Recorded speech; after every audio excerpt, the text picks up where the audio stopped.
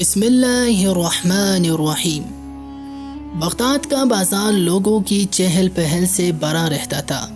ہر طرف سوداگر، خوانچہ فروش اور مسافر نظر آتے۔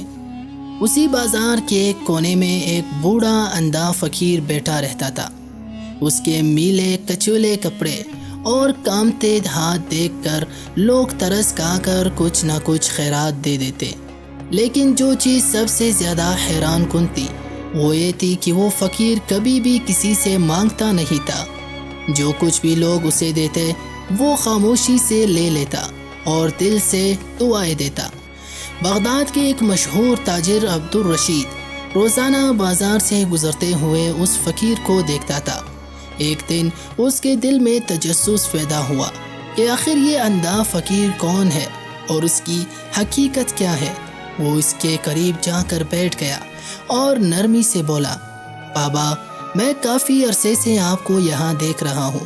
آپ کبھی کسی سے کچھ نہیں مانگتے، پھر بھی لوگ آپ کی مدد کرتے ہیں۔ آخر آپ کا راز کیا ہے؟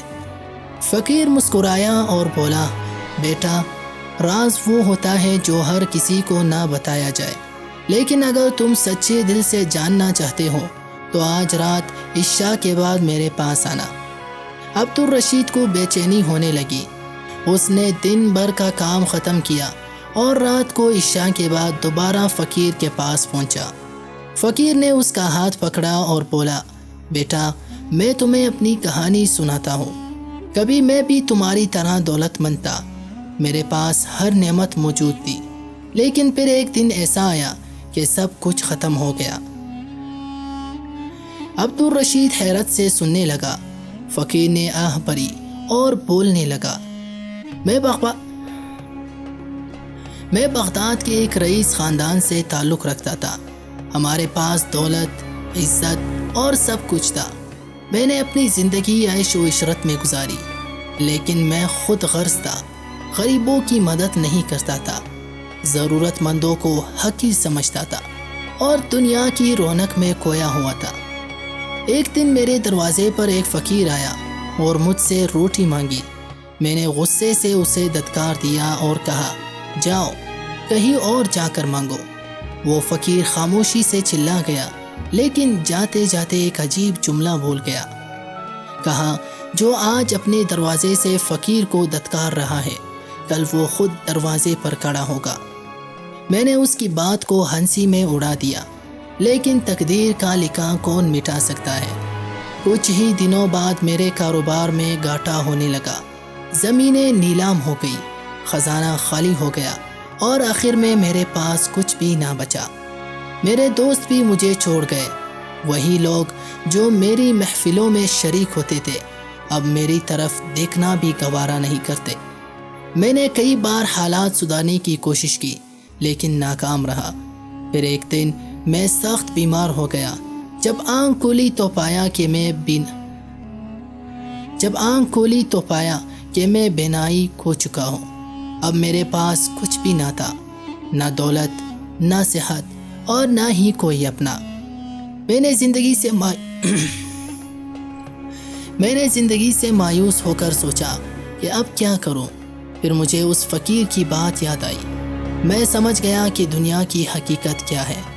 میں در بدر بھٹکتا رہا، آخر کار اس بازار کے ایک کونے میں آ کر بیٹھ گیا جہاں آج تم مجھے دیکھ رہے ہو۔ عبدالرشید نے حیرانی سے پوچھا، لیکن بابا، آپ کے چہرے پر غم کے بجائے سکون کیوں ہے؟ فقیر مسکرایا اور کہا، بیٹا، میں نے زندگی کے اصل راز کو پا لیا ہے۔ انسان کا اصل سرمایہ دولت یا جسمانی طاقت نہیں، بلکہ دل کا سکون اور اللہ کی رضا ہے۔ میں نے اللہ کے حضور توبہ کی، دل کی نیکی کو اپنا لیا اور صبر و شکر کو اپنی زندگی کا اصول بنا لیا۔ میں کسی سے نہیں مانگتا، کیونکہ میرا بھروسہ اللہ پر ہے۔ جو کچھ بھی لوگ دیتے ہیں وہ ان کے دلوں میں اللہ کی ڈالی ہوئی نرمی کی وجہ سے دیتے ہیں۔ میں نے سیکھا کہ جب تک انسان کا دل پاک اور نیت نیک نہ ہو، اللہ اس کا خیال رکھتا ہے، اور نیت نیک ہو، اللہ اس کا خیال رکھتا ہے۔ عبدالرشید کی آنکھوں میں آنسو آ گئے۔ وہ سمجھ گیا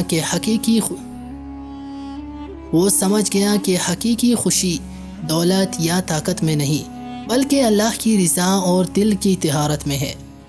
اگلے دن سے عبدالرشید نے اپنی زندگی بدلنے کا فیصلہ کیا۔ وہ غریبوں کی مدد کرنے لگا، سچائی اور ایمانداری کو اپنا اصول بنا لیا اور دنیا کی حقیقت کو سمجھ کر جینے لگا۔ یہ کہانی ہمیں سکھاتی ہے کہ دولت اور دنیاوی آسائشیں عارضی ہے، لیکن نیک نیتی، سچائی اور اللہ پر بھروسہ ہی اصل کامیابی ہے۔ انسان کو ہمیشہ عاجزی اور شکر گزاری کے ساتھ جینا چاہیے، کیونکہ جو آج کسی کو کمتر سمجھتا ہے کل وہ خود بھی آزمائش میں پڑ سکتا ہے۔